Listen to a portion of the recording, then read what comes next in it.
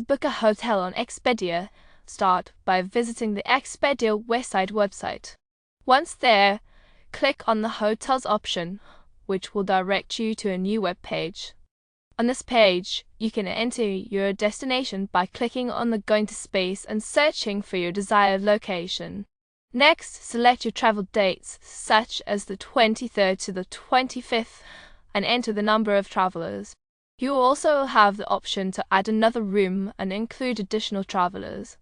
After filling in this information, click Done and then search to view available hotels.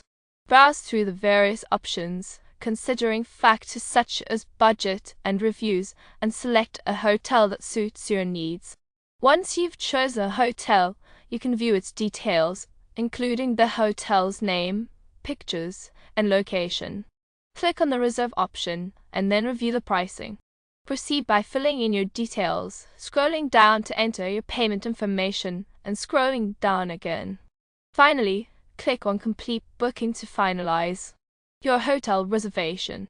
With these steps, you can easily book a hotel on Expedia.